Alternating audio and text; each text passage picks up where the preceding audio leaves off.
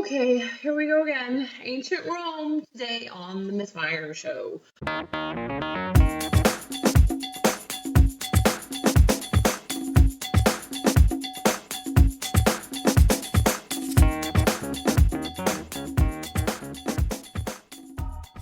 Hopefully, my audio doesn't go crazy. If it does, don't worry because I am going to be sending you all out the entire PowerPoint, the notes, and all those kinds of things. So let's fingers crossed that it behaves itself for the whole video. Okay, so the first thing that we're going to talk about when we're discussing ancient Rome is that it was the first of the civilizations. Well, let me go back. So the first of the civilizations known as ancient Rome had a democratic and a republican form of government. So for this reason, the first of the ancient Roman civilizations is known as the Roman Republic. Now, this changed to be a dictatorship and then the Roman Empire. So it went through different phases of government. The first being that it was a republic, it was democratic, people voted for things, and it then eventually turned into an empire with one individual ruler. Now, Rome was established on the Tiber River, and that's around modern day Italy. And this was about in 753 BC. Now, it was built on many hills and it had not too much land for farming. A lot of the ancient Romans, it was very near waterways. People were farmers, they were traders, and they were road builders. They traded throughout the Mediterranean Sea because they were on that Italian peninsula. They did not have huge amounts of land to grow things and to have crops. And we'll see later on when they start to conquer, other countries, when they become this big empire, they utilize the land that they were able to conquer for these other countries to grow crops to feed their own Roman people. Now, the Roman government existed from 509 BC, the Roman Republic existed from 509 BC to 27 BC. That was the first one, the Roman Republic. Now, before Rome became a republic, it was controlled by a king of sorts, and that king was basically a tyrant. He ruled with an iron fist. He was the one, he made the laws, he made the rules. You followed what he said. He was the end-all, be-all of Rome. Now, eventually, in the Republic, a Senate developed, which was people who were put into power to make choices, kind of like what we have as a representative democracy. Senators were the aristocracy, and they were very politically influential. So these weren't just your farmers or your military guys. These were your upper class Roman citizens. These were the aristocracy, the top of the top. They became the Senate. So first, Rome had a king who was a tyrant. Then they had a Senate. So that's how it goes. Tyrant, Senate. The Roman Senate developed something called a constitution. You hear a lot of these words in American history. We know these words. The Roman Constitution was based on 12 written laws and ancient traditions. That was the whole basis of this Constitution, were these laws and traditions that they had to follow. Now, this is BC. Remember, this isn't any time, remotely near what we are living in today. The creation of the written code of laws in the Roman Republic was very important, and it meant that these laws would be applied fairly. Now, how did that happen? Because these laws were written down, the Roman Senate could not say, oh, well, it's different. We're not going to apply it this way, or we're going to do it a different way. They were written down for people to see. So if the Senate did not do something fairly, the people of Rome that could read, would say, that's not right, that's not fair, you're not doing it fair. It was written there for everybody to see. It was right there, so they couldn't go against it. So that was a really big deal. In times of military emergencies, because Rome was this huge superpower and they were trying to take over all these other countries in order to make Rome even bigger.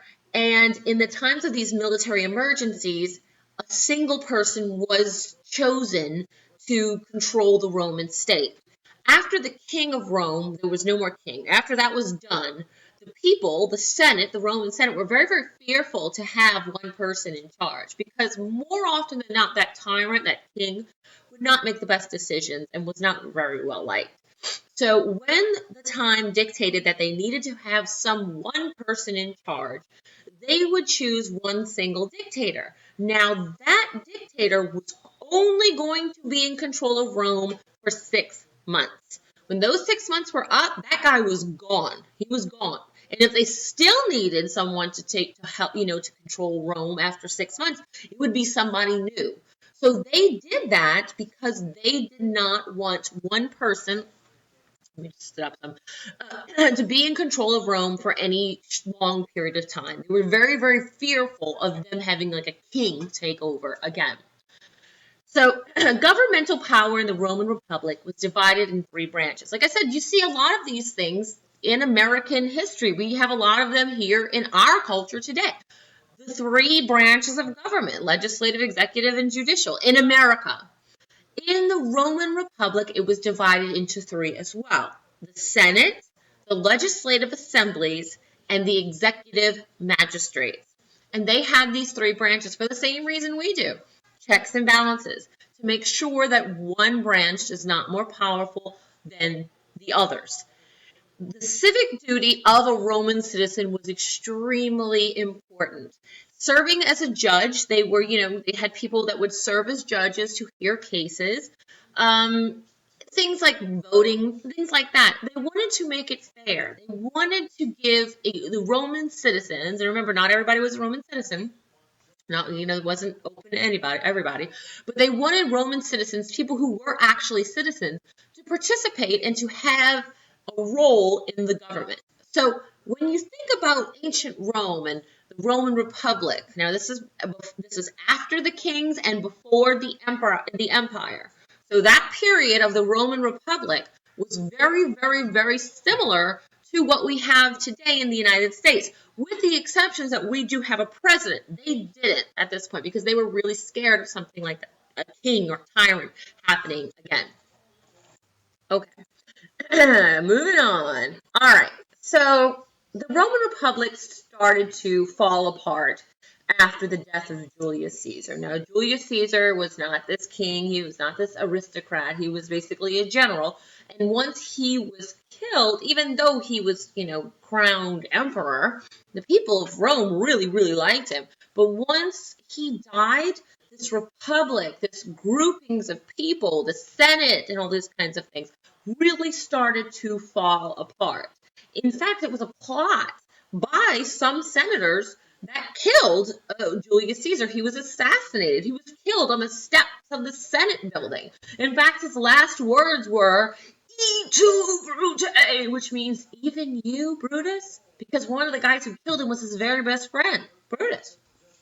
So once that happened, we start to see the Roman Republic really falling apart.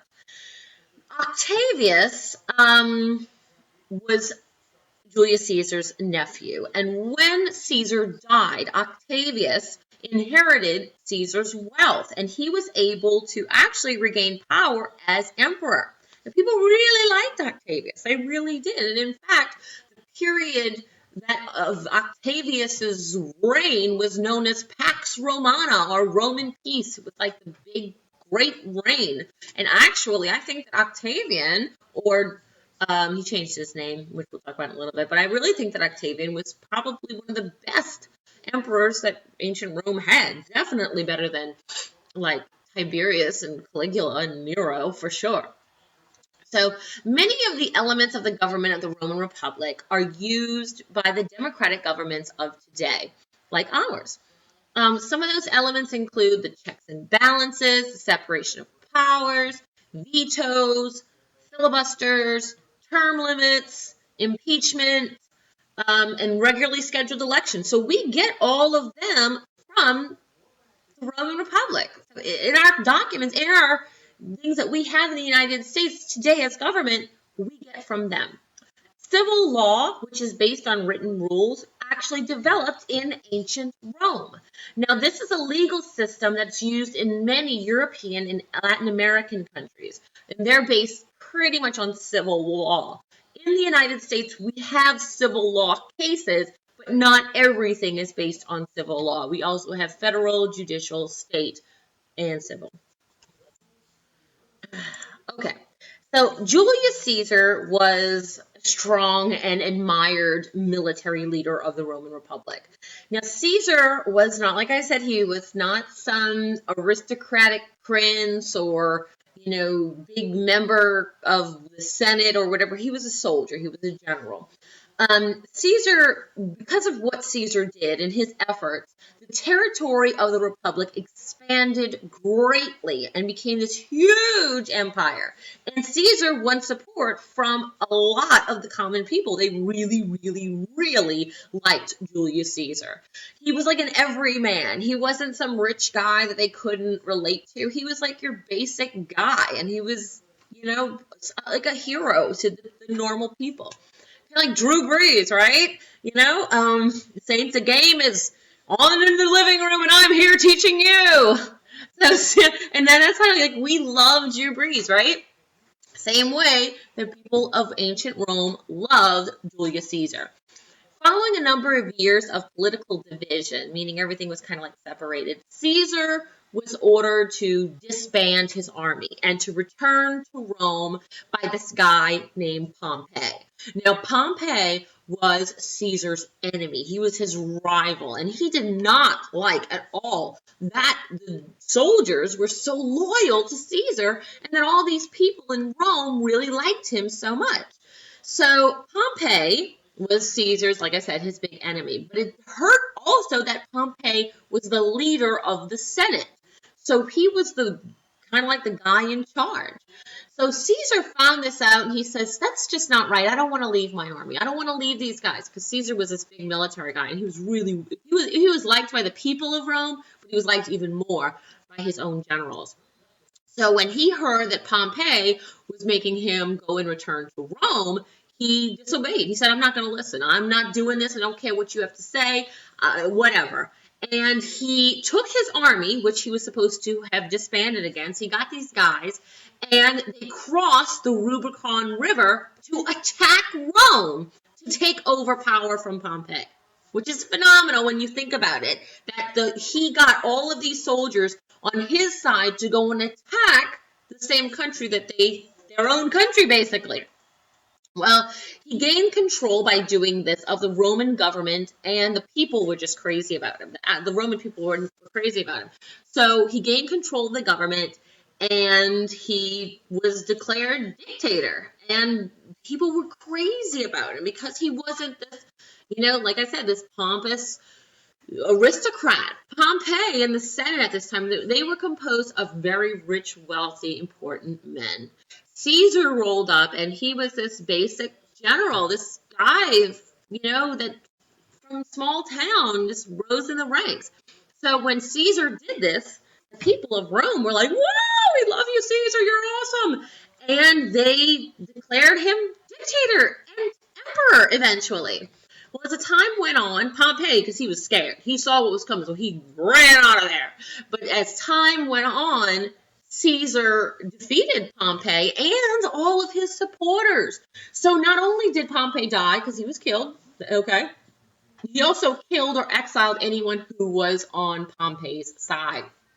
Now, a group of leaders at this time, this was all going on, and you still had a bunch of people that said, oh, yes, Caesar, I'm your friend, and you're my boy, blah, blah, blah, blah. But deep down inside, they were like, I don't like Caesar, and we've got to find a way to get rid of him. So there were people in the Senate, even after Caesar became dictator, and even after Pompey was dead, that still wanted to get back at Caesar. They still wanted to, hurt him and to avenge Pompey's death. And eventually, in 44 BC, a group of guys, including Caesar's best friend, Brutus, decided that they were going to do just that. And they were going to avenge Pompey's death, and they were going to get rid of Caesar, who was this tyrant and this horrible person. And they murdered him on the steps of the Senate. And that was in the Ides of March. I don't know if y'all have heard of that yet, but you will. So Caesar died, and when he died, because he was an emperor, he was going to give, his, I guess, all of his money, and he had a lot of money, once he became, dictator, all the taxes of the Roman people, he got a big share of that, so he had a lot of money, but he didn't have a male heir to give it to. He had a baby boy with Cleopatra, but the Roman people were not going to acknowledge that child as being the heir to Caesar. So his nephew, Octavius, inherited all of Caesar's wealth. Now, Octavius was not a big fan on how these group of senators murdered his uncle, and he was out to destroy them because they, destroyed his uncle. So what happened is that those people, including Brutus, were all hunted down by Octavius and his group of people, and they were all killed. Now, once that had happened, Octavius formed a sort of triumvirate, which would be 3 people. Octavius, Lepidus, this guy named Lepidus, and this other guy named Mark Antony were going to rule Rome together, called the triumvirate. Tri means 3. So that is like an oligarchy, when you have a group of people that are running stuff. Well, eventually, things did not go around well. Lepidus retired. He was an old guy anyway. He had nothing big time to do in Rome anyway. And Mark Antony made the huge mistake and fell in love with Cleopatra. He married her, and they went to try and take over Rome. So Mark Antony was killed by Octavius, and Lepidus is retired. So now that only leaves Octavius. Well, Octavius gets control of Rome all by himself, and he changes his name from Octavius to Augustus Caesar, and that's where we get the August. An August calendar is from this dude. Now, he became Rome's first official emperor. Okay, even though Caesar was kind of like the emperor, Augustus is the first. When you say, who was the first Roman emperor, it's Augustus. Caesar was more of a dictator. Augustus was the big emperor, okay? So now he's got this huge, massive land of Rome. He's got parts of Africa. He's parts of India, parts of Europe. He's got all of these things are now controlled by Augustus. Now, life in the Roman Empire at this time with Augustus was very, very peaceful. He was a very good emperor. And they called this period of time Pax Romana, which means Roman peace. And this lasted from about 27 BC to 180 AD. So this lasted for quite a long time. Now, during this time, Rome had no civil wars. This means they didn't fight against one another. Like when Caesar crossed the Rubicon to fight Rome, that was pretty much a civil war. There were none of those things during Pax Romana, during Augustus's rule. The military of the Roman Republic and the Roman Empire was grouped into legions, and they did most of the heavy fighting when Rome was at war, and they guarded the empire when Rome was at peace. These legions also performed other jobs, such as building roads and forts. So Augustus utilized everything in his empire in order to keep things orderly and safe. Rome's military and public services were supported by the taxes that the people in the entire empire paid. Now, the majority of the taxes, like most of this money, came from conquered people. One of the things that Rome did well is, and the reason they were able to grow so huge, was that when they conquered someplace, like they conquered Egypt, and he got rid of Cleopatra. She was gone, well, even before Cleopatra, but once Cleopatra was totally gone and Rome totally conquered Egypt, they did not come in and say, okay, you got to do things the Roman way. You got to change this, you got to do this, you're Romans now. They didn't say that. They let them keep most of their Egyptian ways. most of the Egyptian culture. It was all there, stay the same. The only thing that they required, really, I mean, there were some little things, but the only thing they majorly required of these conquered people was to pay taxes to Rome. So they didn't, like I said, they didn't go in there and change all the stuff and say, you've got to do this, you've got to do that. They said, hey, you know what? You're conquered. We're in control. We don't care what you do. You know, you do your Egypt like you want to do. Just make sure you pay us our money on time. And that's it. And so these conquered places were the ones that paid the majority of these taxes. Now, Rome did have slaves. A lot of the work, most of it, was slaves in Rome. Now, slaves in the empire were treated like property. They had, they were bought and sold, and very similar to slavery, in the United States. They had some legal rights. They could testify in court. They could own money. They could have property. And they could even sometimes buy their freedoms. But other than that, they had very few rights. In 63 BC, Roman forces conquered an area known as Judea. And this is when things get very similar to a lot of us know this story as well. So in 63 BC, Rome conquers this area named Judea. And this is a part of Israel area. And this is the homeland of the Jewish people. And the Jews, they did not like being under the Roman rule. They didn't like that. They were, they did not like anybody telling them what to do. This is, after the rule of King David. So they had, kings and all that of Judea, and now they were under control of Romans. They didn't like that, not at all. So they rebelled several times. Judea and the area of the Jewish people had rebelled. So unlike areas like Egypt and things like that, where Rome said, hey, just do what you got to do, just pay us our money, they said, no, we've got to go and step in because these people keep rebelling.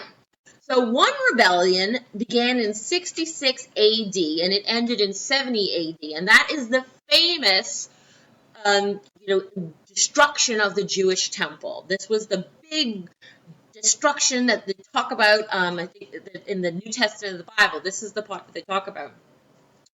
Another rebellion occurred in 132 to 135 AD.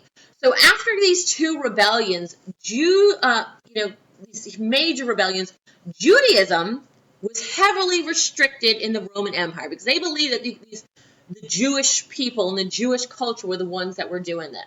So after these two rebellions by the Jewish people, the Romans started to say, okay, well, you know what? You can't practice Judaism. You can't do this anymore because obviously you're getting all out of control and you're rebelling against Rome, so no more Judaism. So one of the restrictions was that the Jews could not enter into Jerusalem. And Jerusalem is the holiest place, one of the holiest places for Jews, for their religion. So this was an important factor in the Jewish migration out of Judea, and it's also known as the Jewish diaspora. Now, the Roman economy benefited from the standard currency or coins. They did have money, kind of like we have, and you can actually, there's a lot of it out there. I don't think I have any though, but there is a lot of the coins out there. Now, this is because more people would trade for Roman coins than for Roman goods themselves. So we start to see, coins being used as currency. Before, it was bartering. I'll give you this pen if you give me, this item here, And after now, they were actually using coins, and they're actually around even today. So, let's see, trade. Trade was very important to the economy of ancient Rome. The Romans imported items like glassware, olive oil, lead, iron, silk, and silver from places all over its empire. Rome's empire was massive, so they were able to utilize everything. They were able to go to these places and say, okay, we can't make silver in ancient Rome. We can make it over here in, Asia or whatever. And so they would do it and they would sell it because they were in control. They had that area, that land. Important trade cities included Seville in present-day Spain, Marseille, or is it Marseille? Or Marseille, I don't know how to say it, it's place in France, and Alexandria in Egypt. So these were all big epicenters of trade for the Roman Republic.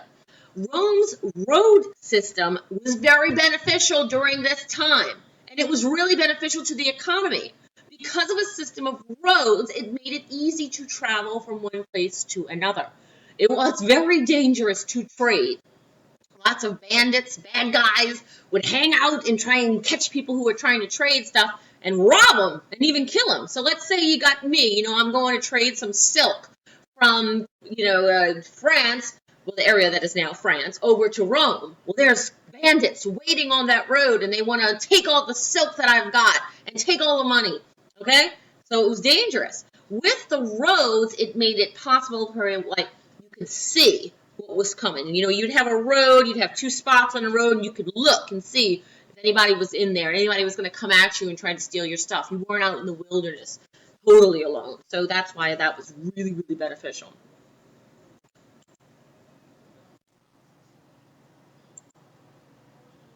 Oh, sorry. All right. So the decline of the Roman Empire. Well, all good things must come to an end, and Rome was one of them. So Pax Romana came to an end in about 180 AD. And this is when we start to see some of those really crazy emperors come into place.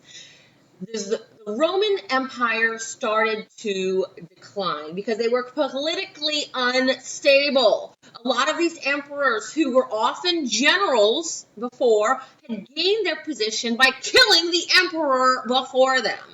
A lot of emperors, a lot of them, in fact, not all, but most of them didn't live very long. Many of them didn't live longer than a year. Because say I'm the emperor, right? I'm the emperor, and I'm like the charge person and everything, and here's my political rival right here, and my political rival is plotting my death and my demise, and she's gonna kill me so she can become the ruler. And that was everybody in ancient Rome. It was like you couldn't trust anyone. No one was your friend. No one. Your brothers would kill brothers, fathers killed sons, mothers killed fathers. It was a very ruthless place to live. Very, very, very ruthless. Barbarian attacks and invasions also led to the fall of the Roman Empire. You had different parts of the empire were attacked by people like the Vandals, the Goths, the Huns, the Persians, Franks, the Anglos, and other foreign groups. Remember, when you are the biggest around, you're going to have haters, right? Haters gonna hate, right? When you're the best, you're gonna have people that want to take you down. And that was no different from ancient Rome. They had these other huge empires that wanted to take over all that Rome had and tried, okay, and succeeded eventually in the end. The barbarian attacks stopped the Romans from being able to protect their trade routes, and that caused Rome to lose money. It caused decreased trade. It caused decreased, movement about all things because the barbarians were attacking these trade routes. And like we had said before in the very beginning, ancient Rome did not have land to farm. They didn't have a ton of land to farm, so they really, really, really relied heavily on these trade routes. Once the barbarians come in and attack and the trading stops, they're going to lose access to their food. They lose access to their food, they can't eat. They can't eat, they can't feed their soldiers. They can't feed their soldiers, the soldiers can't fight. The soldiers can't fight, they can't defend Rome. So it's like a domino effect. So as the Roman Empire lost money, it started making coins from cheaper material. First they had these lovely coins that were really, really, really high quality. Well, Rome was losing the money, so they couldn't afford to make those anymore. Later, eventually, the coins they were first made of mostly silver, and then eventually it was like very, very little silver. And in fact, most of it was like a copperish material. This led to a decrease of the use of coined money, meaning people didn't have money and they went back to bartering. Now, bartering means this. I'll give you this pen for this shoe. My daughter's gonna be like, "Oh, take her shoes off." This is her American girl. So yeah, I'll give you this pen for this shoe. That's just one shoe. Maybe it's like a, I don't know, person that needs just one shoe. Okay, so in 395 AD, the Roman Empire divided into two parts. We had the Western Roman Empire and the Eastern Roman Empire. And now that they were broken apart, people started to find kind of like feel connected to one over the other. And there wasn't this sense of one unified Roman Empire. And the empire started to grow weaker. They weren't able to protect themselves. And once they grew weaker, these other huge empires, the Persian Empire, the Huns, the Angles, the Persians, all of these people started to say, hey, look at this. They're getting weaker. Let's attack them when they're down. Let's do that. Kind of like in football. When they see a break in the line, that is where they're going to come at it. They're going to come at you and try to break it. The same thing was going on here. They saw a break in the ancient Roman system, and they utilized it. The city of Rome was itself sacked. It was captured and it was looted. They had stolen what they could. They killed people. It was terrible. Two different times. In 476 AD, a Gothic barbarian leader removed the Roman Empire and made himself the king of Rome. So that moment in time is considered to be the time that the Western Roman Empire fell. So this huge empire eventually crumbled. And they used to say, there was this big saying that said, all roads lead to Rome, because Rome was this massive superpower, but things come to an end. Roman contributors. The Roman citizenship, like I said, was very significant in the Roman Empire because not everyone in the empire was a citizen. Roman citizens had many more rights than non-citizens. Most Roman citizens were people who lived in Rome and other parts of Italy. However, citizenship could be granted to anyone in the empire. This meant that some conquered people, such as those living in Spain, could hope to have the same rights one day that someone in Rome enjoyed. They were pretty much, you could earn your right to be a citizen, basically. You weren't stuck in one part of your life. Kind of when we talk about India and the caste system, how you're stuck in that one caste, you weren't like that in Rome. Influenced by the Greeks, the Romans continued the development of philosophy, things like Socrates, Aristotle, Plato, all those kinds of things. They continued with them. One of the most influential Roman philosophers was Stoicism. Now, Stoicism believed that people must control their emotions to enjoy happiness. Now, my emotions are all over the place. So, according to Stoicism, I would not be happy. Now, Marcus Aurelius is one of the most important Stoic philosophers. Rome's religion was a big deal. It was a very big part of the Roman way of life. Although the Romans took part in a kind of an imperial cult, is what it was called. Basically, they made their emperor a god. Their emperor was worshipped as a god. They were tolerant of other religions, especially the religions of places that they had conquered, with the exception of Judaism. Now, Judaism at first was protected, and they were very tolerant of the Jewish religion. Once the Jewish people revolted twice, Rome said, we're not tolerant anymore. And they were required to, if they wanted to practice Judaism, to pay a tax. Well, the majority of these Jewish people were very poor. So they couldn't afford to feed their families, much less pay a tax to, be Jewish. Christianity grew in this period of Roman Empire, as we would, those you read the Bible and you know this. So Pontius Pilate and all these other kinds of people, those were happening during historical times.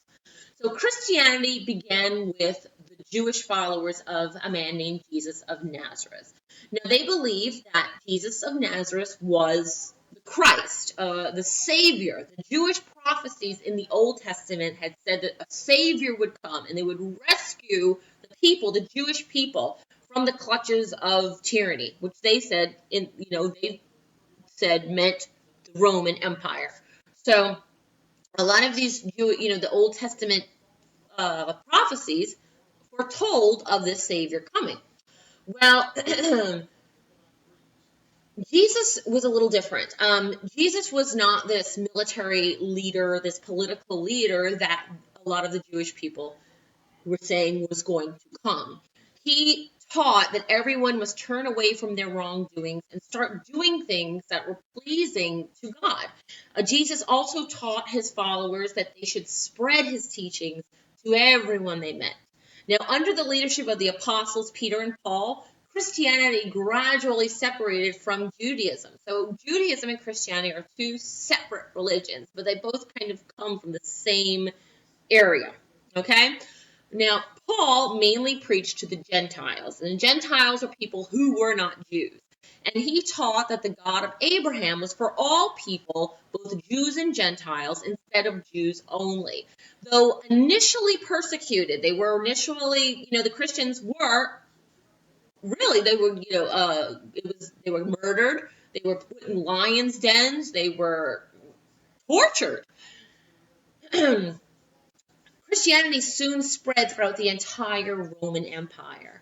Around 313 AD, in fact, under Emperor Constantine, a Roman emperor, he ordered Christianity to be the officially recognized religion of the Roman Empire.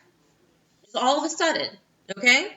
So the Christianity went from being persecuted, being murdered, being torn apart in like all these terrible ways, to becoming the official religion of the Roman Empire. Okay? So Christianity had been preserved and spread throughout the Roman Empire through the Roman Catholic Church. And that's how we have today the Roman Catholic Church. Roman weaknesses. Geographic borders and army loyalty. So the great size of the Roman Empire eventually became one of its greatest weaknesses. When you have just too much where you can't control everything you've got, things are going to start to fall apart. Okay? For example, when I just had one child and I would go to the grocery store, she would sit in a basket and she would just, play with whatever I gave her. She's look at everything and point. She was so good. 2 kids came along. It was a little crazier, I had one in the basket, one walking holding my hand, but it was still manageable. 3 kids come along. It's crazy. I have one that's literally running around the basket, one who refuses to sit in the basket and trying to throw herself out of the basket, takes things off the shelves, opens them up, eats them. I have another one who says, oh, Mom, I want that, I want that, I want that, I want that. Can I go look at that? Can I look at that?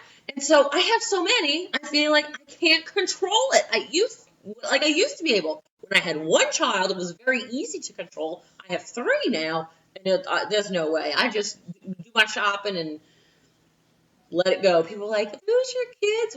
Nope, not my kids. So, same thing was going on for Rome. It was so big. It was getting so big. It was just getting too hard to defend. Rome expanded to conquer different lands and different groups of people. However, Rome was not able to conquer some groups, not everybody, including the Germanians, which were German, and the Celts in Britain, or the Persians in Asia. So these groups, along with the barbarian tribes from the east, got together and continued to attack Rome, and they contributed to its fall. As a result of this huge expansion of Rome, military leaders were very dependent on the people who were not Roman citizens, but instead lived in that area to join the army and to fight on Rome's behalf. Soldiers were giving their allegiances also to generals instead of Rome. Like with Caesar, his soldiers loved him. And when he said, let's go fight Rome, they said, let's go fight Rome. So the same thing was going on. You had this huge break, whereas you had so much land, so many people, so many things to control, eventually it started to fall apart. you had the people who were relying on people that you conquered to be on your side, which a lot of times they weren't. Soldiers were loyal to generals, and if a general, you remember, Rome is cutthroat. One day, one general might say, I want to be emperor and come kill you, and he's got a whole legion of soldiers that are loyal to him. Roman soldiers, like I just said, they would kill the emperor if he displeased them, and they would put an officer in his place. It was very, very, very cutthroat. Roman generals would often become emperors themselves after killing the last guy. It was cutthroat, totally cutthroat. Education. There was a general lack of education in the Roman Empire. Education was not like everybody goes to school, from kindergarten through 12th grade. If you were rich, you sent your kids to school. If you were poor, your kids stayed home and they worked. In ancient Rome, the mother and the father taught their children everything they basically needed to know. Reading, if they could read, basic math, writing their name, or whatever would be beneficial on their lot in life. If it was a poor family, they would teach the kids how to farm and how to do these other things. But the rich family, they teach the kids, they'd have a private tutor or send them to school. Later in Roman Empire, schools did exist, but they only taught the very earliest levels of education, like basically what a second grader would learn today. Slavery was an issue, like I said before, in the Roman Empire. Conquered groups of people were often forced into slavery. Some citizens were also sold into slavery when they could not pay debts. So just like in ancient Greece, when they would sell their kids and their wives to slavery because they couldn't pay X, Y, and Z, same thing in Rome. So the rise in the number of slaves also affected the number of jobs available to Roman citizens.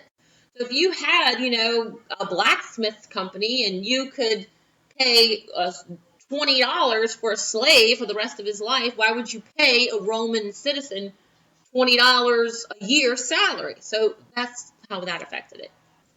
Okay, we're almost done. Okay, guys, I'm like stopping to check and see if the audio is not so bad. It's still bad, but it's not that bad. Okay, so moving on. We're almost done. We're almost done. So figures in Roman history. I want to tell you, I'll go through these kind of quickly, but not so quickly that you can't follow me. But you know me, I do tend to do that. So hopefully, if I do go quickly, you can fast forward it or rewind it, whatever. So first two, we're going to talk about Romulus and Remus. And these were the founders of Rome. And these guys appear in Roman mythology as babies, twin babies, fathered by Mars, the god of war, the Greek god or the Roman god of war. So according to legend, Romulus, when he grew up, not as a baby, killed his brother Remus in a dispute over who had the support of the local gods to rule the city of Rome eventually. Well, Romulus won, and he named Rome after himself. Romulus served as the first king of Rome and created the Roman legions and the Roman Senate. This is a myth. This is a Roman myth. We have no written true, we have no not real, we have some written account. This is a myth, okay? A Roman myth. They added the citizens to, they said, Romulus added the citizens to his city by abducting women from the neighboring Sabine tribes and having children with these women. Whatever. Okay. Aeneas is another figure in Roman mythology, and he is the son of the goddess Aphrodite and was a Trojan hero. So his journey from Troy is told in Virgil's epic book, or poem. Well, it's not even really that big, but it is a book. And it's called the Aeneid. Now, he is one of the few survivors of Troy's fall to the Greeks, which was the Trojan horse story. That's this. So his journey leads him to the founding of a city that would one day become Rome. Julius Caesar, we talked about, was a Roman military and political leader. He played a very important role in the transformation of the Roman Republic to the Roman Empire. He extended the Roman world to the Atlantic Ocean through conquests and was proclaimed the dictator for life until he was murdered by the members of his Senate who wanted to restore the Republic. Cicero was an orator. He was someone who spoke. He would kind of stand out. Like I said, not everybody could read. So this guy, instead of like reading the news, you read it on Yahoo or your Facebook feed or the whatever, the newspaper, whatever. So this guy would stand out on the streets of Rome and be like, Rome, citizen men, Caesar is dead, because they couldn't read, in the paper that Caesar was dead. So he was considered the greatest Latin orator and prose stylist. He was very, used his hands a lot when he spoke, and he was like, rah! He really did. And so they really liked this guy. Many of his books and speeches have survived and are even famous today. When you go to college and you study ancient literature, if you do that, if you're like me and take a bunch of courses you don't even need, you'll do it, He was eventually, though, he was exiled from Rome he started putting Roman citizens to death. He started just killing people and saying, well, I'm doing it for Rome. Well, he had no power to do that. So they exiled him. They said, get out of Rome. Well, he returned over 1 year later, came back, and he started orating again. And he worked to earn favor with Julius Caesar during Caesar's rise to power. So he eventually got, pardoned and said, okay, don't do it anymore. Don't go kill people anymore, Cicero. Go on with your yelling out in the public. Now, Caesar Augustus was also known as Octavius. Remember, he was Caesar's nephew, changed his name to Augustus. He became emperor after the death of Julius Caesar and kept control of overall politics in the military. During his long and his very peaceful reign, he became known as Pax Romana, Roman peace. He had many accomplishments, including expanding the empire and extending trade routes to India and China. So he was like a really good emperor, considering you have some locals like Nero, Tiberius, and Caligula. Those are the truly craziest people. Well, not all the craziest people. I'll tell you all about Vlad the Impaler in class. He was crazy too. Okay, but these guys were really crazy. Hadrian was a Roman empire who focused on defending land that Rome had already conquered instead of conquering new lands, which is pretty ingenious when you think of me. So like before when I said Rome was having all this problem because they had such massive land, Hadrian was an empire that said, I don't want to get any more land. I am done. Okay, kind of the way I feel about my children. I'm like, I don't want to have any more kids. I'm going to focus on the 3 that I've got because obviously they are crazy and they need a lot of, they need all my attention. I cannot have any more and have even more chaos in my house. I'm going to focus on the ones that I have. Hadrian was the same way. He said, I'm not going to focus on getting more. I'm going to focus on what I've already got. I'm going to do good with what I have rather than trying to get even more. So he ordered walls built on the empire's borders to protect against the barbarians. So that was a big deal because the barbarians, they were the ones that really were like riling everybody up to come and attack Rome. So the most famous of these walls is called Hadrian's Wall, and it's in Great Britain. Now, he worked to fight rebellions also within the empire. Rome was not a friendly place, and it was very dangerous to be an emperor. Somebody was always trying to kill you. Hadrian was trying to work to make that peaceful. He also tried to, deal with the revolt, the big Jewish revolt, and that revolt, though, ended with the destruction of the Second Temple. Now, Hadrian traveled frequently, and he also admired the arts. And a lot of the beautiful artistic things that you do see in Rome were inspired, brought to, or created during the Hadrian Empire. Hannibal, as a real person, Hannibal Lecter. I don't know if y'all guys ever seen Silence of the Lambs. There was a real person named Hannibal, but he was in Rome. Now, Hannibal was one of Rome's most famous enemies. Now, he had an invasion of Italy during the Second Punic War fought between Rome and Carthage. Hannibal's army included elephants from Africa. And remember I told you guys that what's his name? Alexander, rode in on elephants. Hannibal did the same thing. So this army traveled through Spain and crossed the Alps during their invasion of Italy with elephants.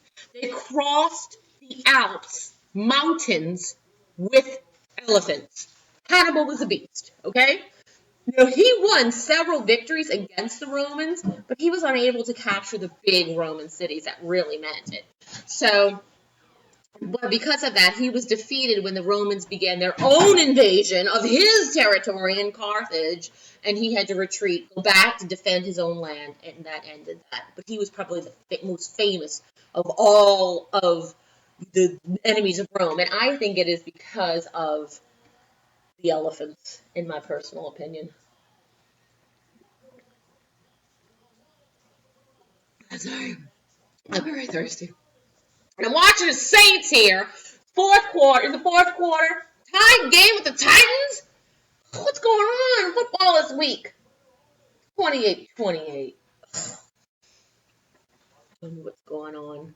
Today's football, horrifying things. I was just mortified last night with the Tigers, and now we got this. All right, moving on. Art and architecture, and I hope you're using your guided notes and you're filling out everything I'm saying to you. All right. Art and architecture was strongly influenced by Greek art and painting, sculpture, and pottery. We see a lot of Greek similarities in a lot of things in ancient Rome. There's a lot of similarities. What's this word? Okay, Constantine is the code word. For those of you putting it in, it's Constantine. What's the code word? Constantine. Like the frog in Muppets Most Wanted. Wasn't his name Constantine, though? It's Constantine the Frog. I like him. Hey, Kermit. My name is Kermit. And y'all like, sorry, you're so weird. I really am. But you know, when we go to Disney World, there's the ride Muppets Most Wanted. And now they have Constantine in it. That's so funny. All right, so moving on. The art in ancient Rome depicted warriors and heroic adventures. That's what the majority of the art was. Most of the people in the art were not clothed.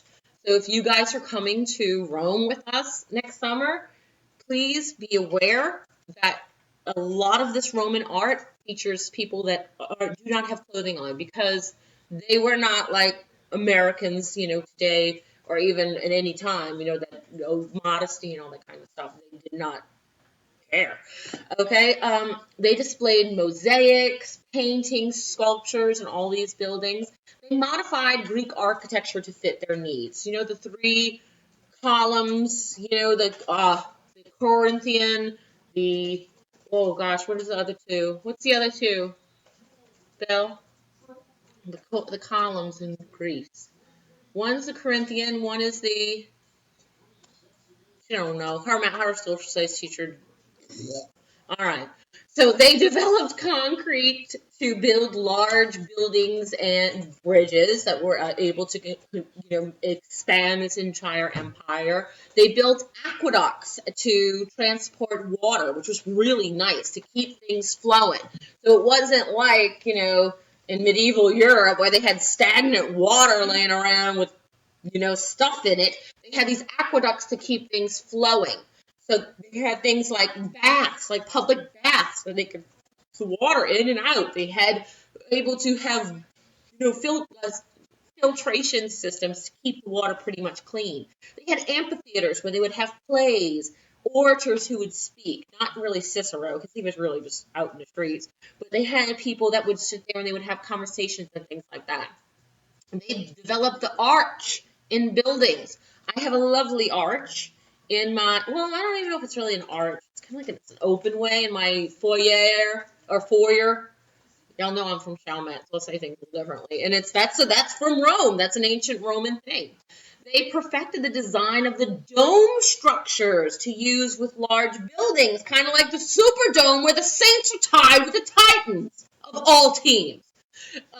Especially with the Pantheon. So when you go to Rome, you'll see the Pantheon, and that has a dome-like structure. That was created by the ancient Romans to have larger buildings.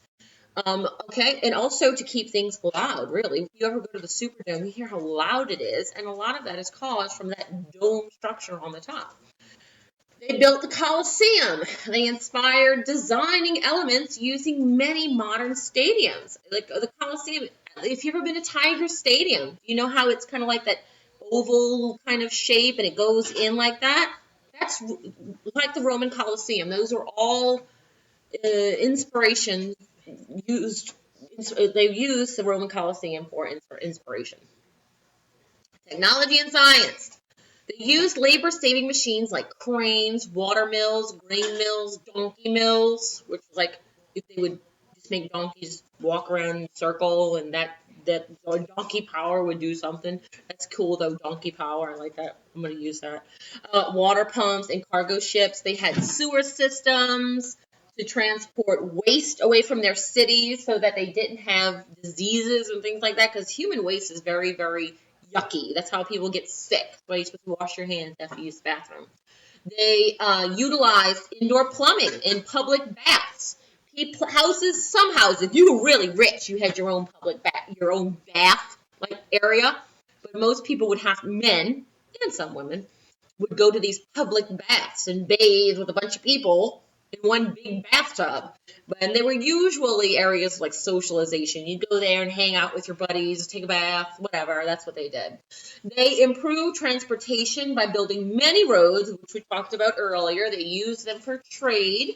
One road was called the Appian Way, Appian, and that was one of the roads that the ancient Romans used to connect the different areas of their empire. They introduced Roman numerals, which are the basis for mathematics. The Roman law, they had a body of common law that applied to all Roman citizens. They had a set of individuals who had a jurisdiction over cases, kind of like present-day judges that would say, okay, you're going to deal with the cases in this area, you're going to deal with the cases in that area. They had a civil law, which was based on written rules. That was developed in ancient Rome. The legal systems used in many European and Latin American countries today are based on the civil law system, not totally the United States. In the 6th century AD, Emperor Justinian developed a body of law called the Justinian Code. Now, this code became the basis of legal principles and practices in the Byzantine Empire and in the Western European Empire throughout the 18th century. Justinian Code developed by Emperor Justinian. Many great writers were during this time of ancient Rome. We have Cicero, Ovid, Virgil. They all came from Rome. Cicero was a Roman politician. He was known for his speaking ability. He wrote books on rhetoric and philosophy. Ovid was a Roman poet who wrote the Metamorphoses, an epic poem based on Greek mythology. The Aeneid, which was influenced by the Greek poet Homer's Iliad and the Odyssey, was a famous work of art by the Roman poet Virgil. We have all of those things. Ancient Rome and its entire area, this entire empire spoke Latin. Latin is the origin of Roman languages. In fact, if you learn Latin first, it would be very easy for you to learn French, Spanish, Portuguese, Italian, and even English, because Latin is the basis of a lot of words. Remember we talked about the word last class or a couple classes ago? What does polytheism mean? Poly is the Latin word for three or for many. It's like, yeah, Latin is important, although no one speaks Latin. Like, you can't go up to somebody and speak Latin. They're not going to understand you. I promise. People don't always understand what I say, but I have Chalmette. That's how I speak. All right. So, last thing I promise. I need to take another sip of my drink because my throat is really getting very dry. And the Saints better score. That's all I got to say. All right. The Phoenicians, we talked about them very early on, and they were the first people to create a written alphabet that used letters, remember the Phoenicians was the earlier letters, to create words. The Greeks took this earlier alphabet and they modified it to create vowels. The modern alphabet we use today was actually created by the Romans. It was directly influenced by the Greeks, but the one we use today was pretty much influenced by the Romans. The Romans created the modern scripted language used today in English-speaking countries. Latin is the language of ancient Rome, and it is the basis of the Romance languages. Now, the Romance languages are French, Spanish, Italian, Portuguese, and Romanian. Now, they started as dialects or slight differences in speaking. I have a Chalmette dialect. Someone else may not. I know my friend here in Texas, she has said, "Oh, I like to play golf. Do you play golf?" And I said, "Golf? What is that? I don't know what that is." And she's like, "Golf. Four." I said, "You mean golf? Like golf? Going to go golfing?" So my dialect and her dialect are completely different. She has a Texas dialect. I have a New Orleans dialect. So the Romance languages started as dialects. There's slight differences in speaking the same word. They later evolved into their own distinct languages. Now, most Western European languages, including English, have words with Latin roots. In medicine, medical terminology, they use a lot of Latin words to describe things. I asked my daughter, what does she want to be when she grows up? She's 13. She said she wants to be a cardiothoracic surgeon. Those are Latin words all jumbled in it. Okay? At the fall of the Roman Empire, the Latin language was no longer spoken. Like I said today, if you come with us when we go to Rome, and if you speak Latin to somebody, they're going to be like, what? Now, if you speak Italian to them, they would definitely know that. But after the fall of the Roman Empire, the Latin language was no longer spoken. It is still used by the Catholic Church, and in fact, a lot of the responses to things that they say in the Catholic Church are Latin. They are. They are. Um, in medieval Europe, in science and literature and law, they used it, and they continue to do it today. Scientists use Latin to name plants and animals, and many Latin terms in law are used today as well as medicine. Subpoena, veto, those are all Latin words. Okay, so that's all I've got for you with ancient Rome. I know it was a lot. I know it was a ton of information, and you're probably like, Ms. Meyer, that's just way too much. I apologize. If the volume is going kind of crazy and you're having difficulty hearing me, please do not send me a KML saying you're having difficulty hearing me. I know. I'm going to send you the PowerPoint. I'm going to send you the list of all of the stuff that we talked about. I'm trying my best to get this fixed. Okay? I wanted to go and buy a flip camera. That is not something I'm going to do today. They are a lot more expensive than I thought. So we're going to wait till Black Friday for that one. So I will see you guys in class. Have a fabulous rest of the week. Hopefully the Saints blew one out. I don't know. See you later, guys. Bye.